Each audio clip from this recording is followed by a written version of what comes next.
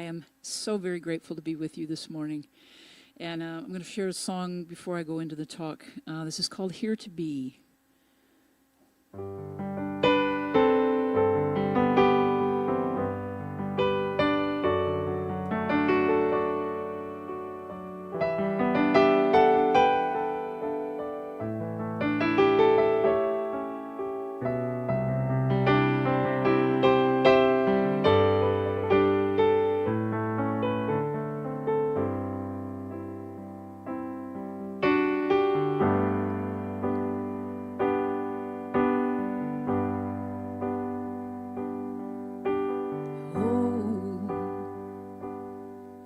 When we open our hearts and cast our love across the seas, we will share our light with the rising sun, and we'll know who we've come here to be.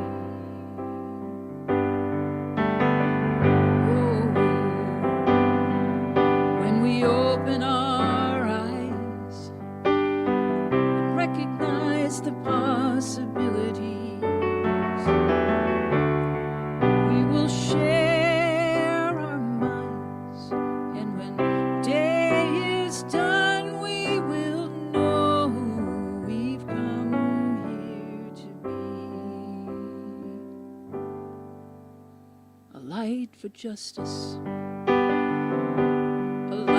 for hope and peace like the world has never known, and love, oh love, so we've come here to be.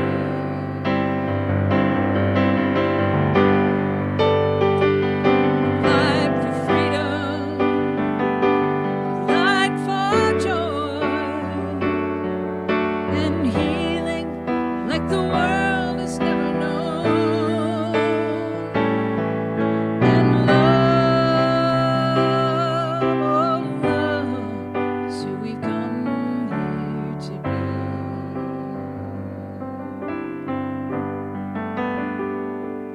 Oh love, so we've come here to be.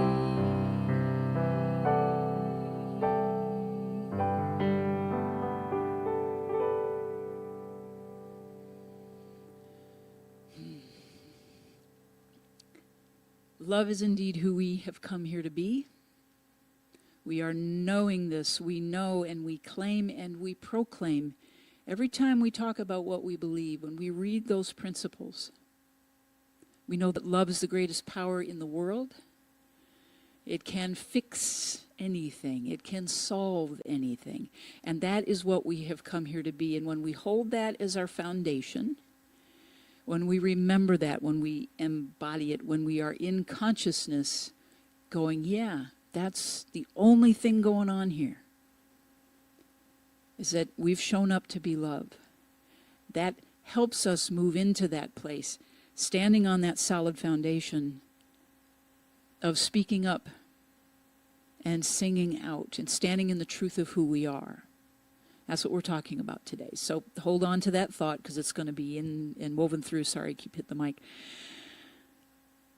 The foundation on which everything rests, everything, our health, our abundance, our relationships, our work in the world, all of it.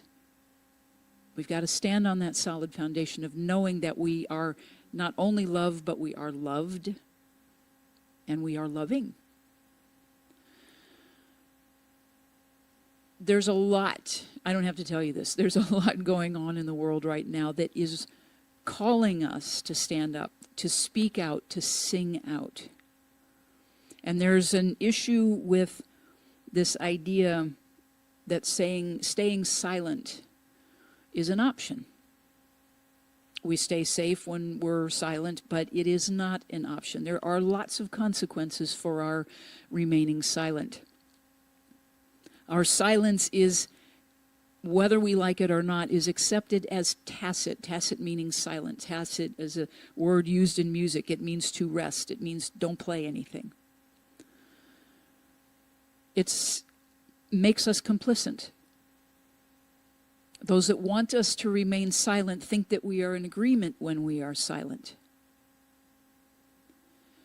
We have the benefit, in this day and age, in this time right now, we have the benefit of very well-documented history of things from not that long ago, and just the history in this country, but less than 100 years ago, of what was going on in Germany, in Nazi Germany. That gets tossed around a lot. You know, we see it, we know it, we must speak up. The saying, they came for the fill in the blank, and I remain silent, and fill in the blank, and fill in the blank, and you know it, you've seen it, it's in the memes, it's all over the place. But there is a deep spiritual cost to us for remaining silent.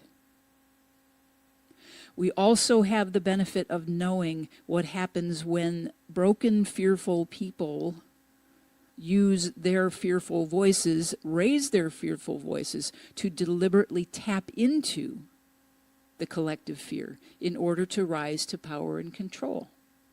So there's this double-edged sword of silence, being complicit in staying silent, but also intentionally using our voices, we can, in either direction, for the good of all or for the good of one or just a few people.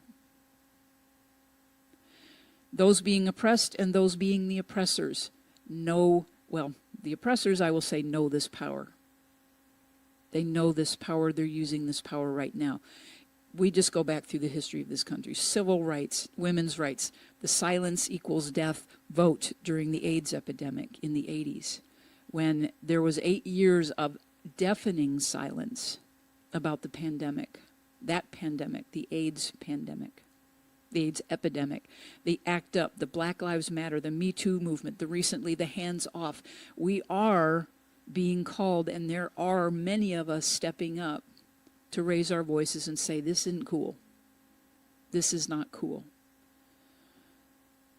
Martin Luther King Jr. said, our lives begin to end the day that we become silent about things that matter.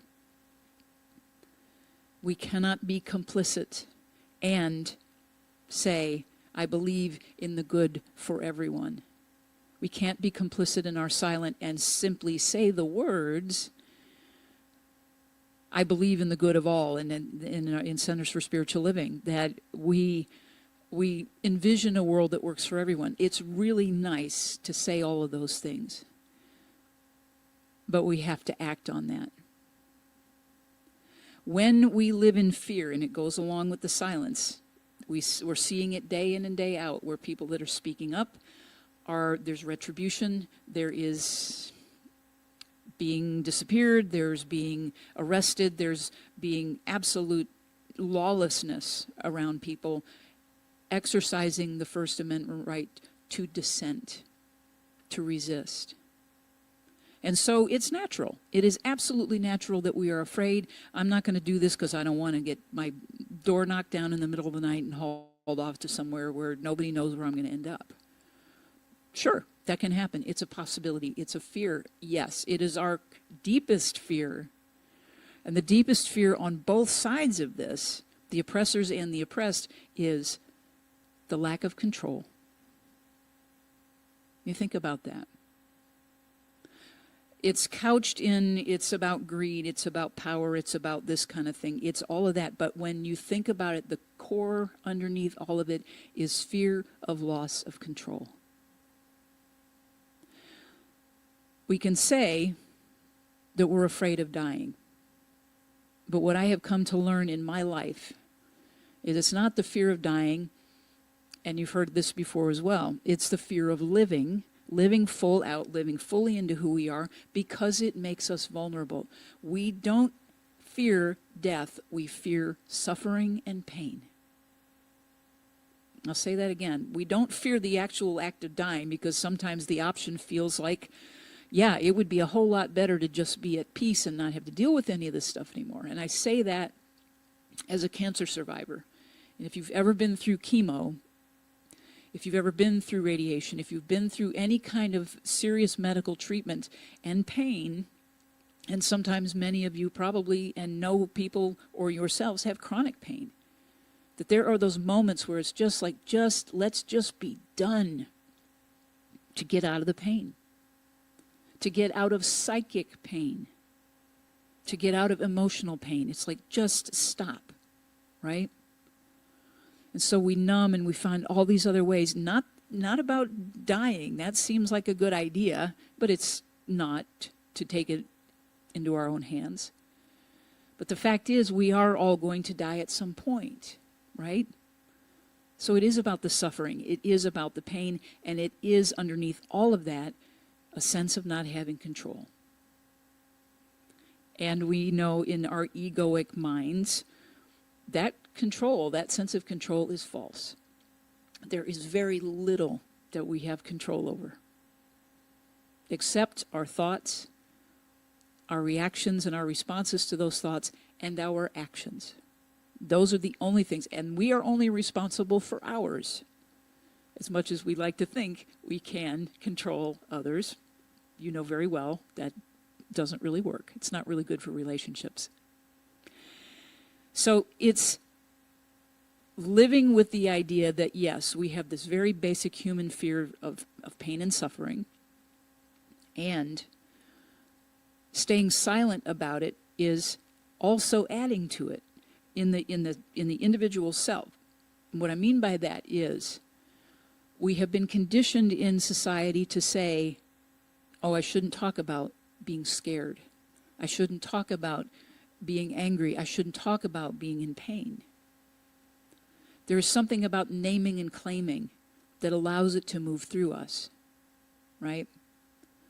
So when we don't speak up to it, when we say, oh, I'm going to be nice, I'm not going to rock the boat, I don't want to make somebody else upset, we are shutting ourselves down. We are not standing in that divine, beautiful, unique, individualized expression of God that we are. And so that is another consequence of staying silent. What we do to ourselves by not asking for what we want, not asking for what we need, not having healthy boundaries. It makes us vulnerable to stay, if we're not used to doing it, to stand up and say, this is what I want, this is what's right. This is what I know in my soul to be right, not just for me, but for everyone. We kill ourselves, we kill that soul, we kill or we diminish significantly that individualized expression of God that is trying its best to move through us and as us, to speak and be in the world. James O'Day, in his book, The Conscious Activist, Where Activism Meets Mysticism, says this: spirituality cannot exist in a vacuum, ignoring social conditions or the plight of humanity. And activism cannot hope to transform the social order in the absence of mature spiritual development. Both must grow beyond any form of privileged exclusivity. In fact, they each must embrace a reality that joins them in the service to the individual and collective liberation. So on the one hand, to be totally spiritual and go on the way end of the woo-woo and toxic positivity and spiritual bypass does not serve activism. And activism without any kind of a spiritual component to it is really just noise and shouting and contributing to, in my opinion. That's one of the things that we can do in this work, in our advocacy work, and in our resistance, is to stand up and look at that and say, am I just shouting and adding to the echo chamber? What is mine to do in this? And I'll get to these little tips here in a minute of how to practice learning how to stand up and speak up and sing out and be those beautiful, unique, divine, crazy, messy beings that we are. The steps for overcoming that fear of speaking out: find your inner voice. Embrace your voice. It means going on the journey of self-discovery, which I know all of you are on. in some shape or fashion, some form. That's what brought you to CSL, is a deep desire, Spirit's deep desire to move and express in and through you and as you, bringing you to a philosophy and a teaching that allows a safe space for you to find that. There's a philosophy that doesn't shame you or blame you. There is a deep understanding and a mystical education in this.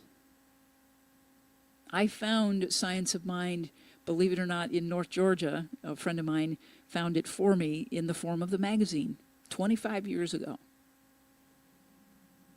They were at a Unitarian Universalist church in the North Georgia mountains, and the Science of Mind magazine was on a 8-foot fold-out table with nothing else around it.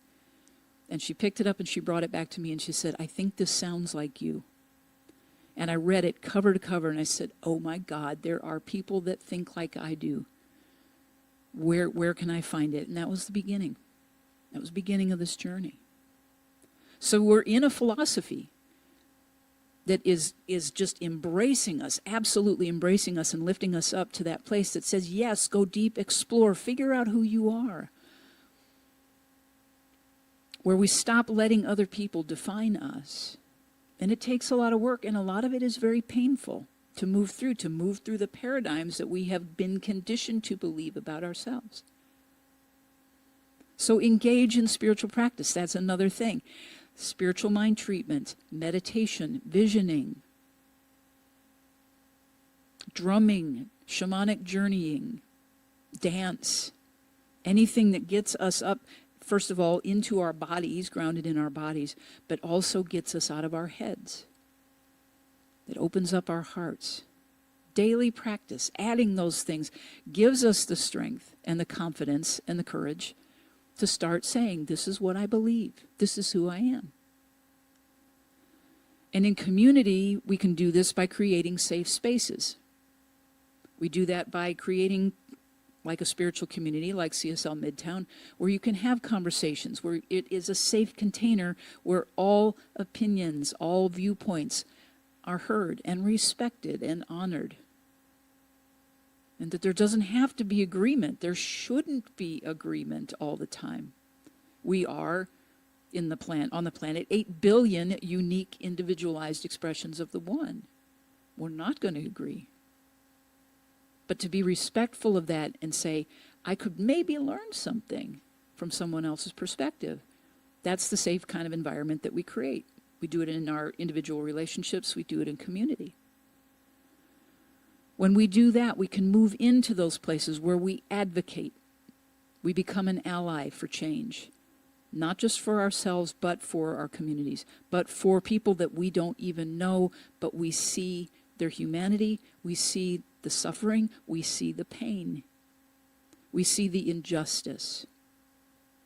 And that's where, when we are practicing daily, standing on that foundation of knowing that love is in action, everywhere. Love is everywhere present, and our job is to see it. When we stand on that, then we can stand up even more confidently, more firmly, and say, I'm here to be love. I'm here to remind you that you are love and loved. And I respect that, and I honor that. There's one little side note that I added in this about when we start doing advocacy, or when we do anything, whether it's in our jobs or in our relationships. There is a difference between being passionate and being pushy. And I think you know what I mean by that. It is that passionate place where we become, my way is right. And you must join me. You must march with me. You must, when we start doing that shoulding thing on other people. We can absolutely be passionate about our purpose. And unless we are respectful of other people's purposes and their perspectives and the way that they show up in the world, we are just adding to the noise and the chaos. One other note that I want to make about this: social media. Check your information when you are advocating for someone, when you are demonstrating that you're an ally, when you are doing things to support a cause or see things that are right, check your information. I checked with things that have been attributed to the new Pope and attributed to a lot of other things, and you know it. Check the sources. It only takes a little bit of time to go look. And when I say this, I bring this thing about the new Pope, is that the liberal, generous, all these, people are saying, oh, he said this about conservatives. He did not. The quote about him saying that woke is gospel, he did not say that. Because the same thing is happening on the conservative side. They are claiming that he is a registered Republican and he's this and he's this and he's that. And it's like, none of it is verifiable. So check your sources. Don't add to the noise and chaos by pushing an agenda that you agree with or that I agree with. Check it. Check yourself. That's the most important thing. When you know who you are and what is yours to do, and asking that question daily, what is mine to do? And then listen for the answer, then take action. Again, it goes back to that place of we can sit all day long and envision and imagine a world that works for everyone, but if we're just only in our thoughts, we're missing a part of the equation. That's not how spiritual mind treatment works. It's not how affirmative prayer works. We can sit on our meditation cushion all day long imagining peace, but if we are not actively doing what is ours to do to contribute to it, if we are not taking that step when we get that guidance that says, stand up, speak up, sing out, we are in spiritual bypass. We are living in that place of fear that says, I am vulnerable, I'm going to get hurt, there's going to be pain, there's going to be suffering. This is our work. It is not easy. But the thing that I want to remind you of in this time is that you're here. You are alive on the planet in this time in history for a purpose. Spirit brought you here, whatever your soul's agreement with that, whatever past lives, whatever your perspective on that or your belief in that is, the truth is we are here right now in the middle of this, and we can either contribute to it, run away from it, or we can face it head on and transform. To speak up by doing this. In this teaching, it is important that we don't rail against something. It is that quote from Ernest Holmes. It says, be for something and against nothing. So your language is important. The way that you speak is important. If you ever find yourself using the word hate, please, please, please, please find another way to reframe that.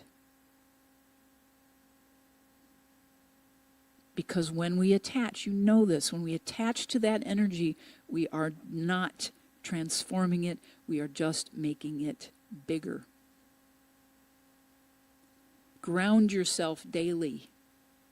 Physically ground yourself, energetically ground yourself in prayer. Ground yourself in your body. Take a moment throughout the day when you're feeling anxiety, when you're feeling stressed. Just do a check-in. Where are my feet right now? Am I hot? Am I cold? Am I hungry? Am I tired? Am I sad? Am I angry? Just acknowledge where you are. Acknowledge the physical. Where am I sitting? Do I need to get up and stretch?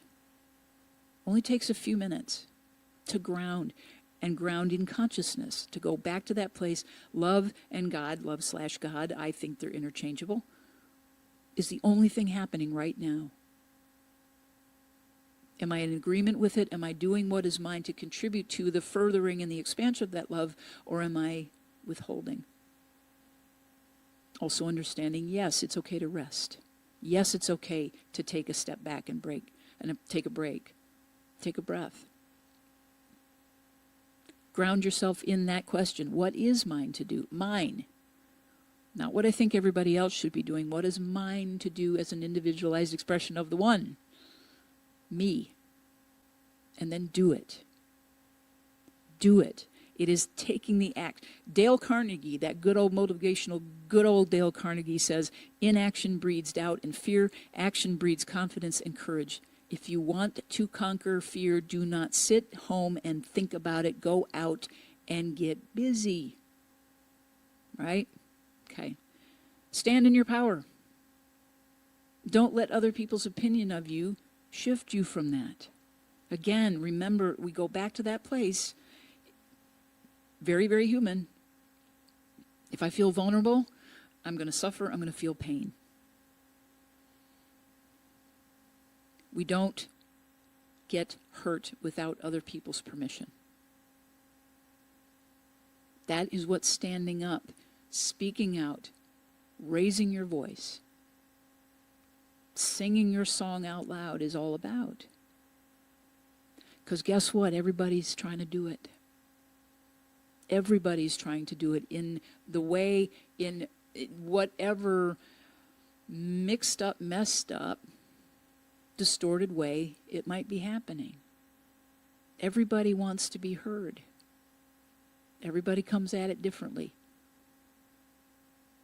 The lesson in Course in Miracles, that everything we do is either a cry for love or an expression of love. We're either trying to get it or we're giving it.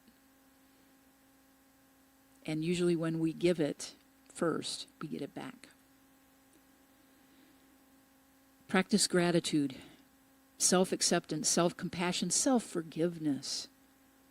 Man, let yourself off the hook every now and then. Just say, I'm doing the best I can with what I have at the level of conscious awareness that I have in this moment. Can I shift my consciousness? Yes. And then I will get the next set of opportunities to live into that. There is only that one power for good, as Ernest Holmes says. That power for good in the universe, greater than you, and you can use it. We can all use it. That power is love. We can use it or we can lose it. Practice. Baby steps, daily. There is not a single one of us individually that is going to rescue, save the planet. It's not ever happened in the past. It probably won't ever happen in the future as long as humankind exists. One person is not the savior. We've had a lot of teachers, yes. But we have been given the tools. Everything we need is always available to us. Give thanks for the power that we have this teaching, that we have these principles that we can use every day. Give thanks that you're alive in this time in history to use those tools, to use these principles, and to use your voice and your power. Love is who you have come here to be. You lack nothing. Everything that you require and desire is already given, and it is given freely. We just have to accept it. Just accept it with gratitude. Believe that you deserve it because you do. Stand in the truth of who you are. Lift your voice loud and proud. Make art, make music, make poetry, cook good meals. Use your hands to create something useful. Be present. Just be present for someone without trying to fix them. Just be present for someone who has maybe forgotten in the moment who they are. They have forgotten that they are loved and they are loved. Seems pretty simple. Simple but not easy. We know this. So I'm going to finish out with gratitude about using our voice, lifting our voices, lifting it in gratitude. And I thank you so much for allowing me to be here with you today. Let me finish this song. Here we go.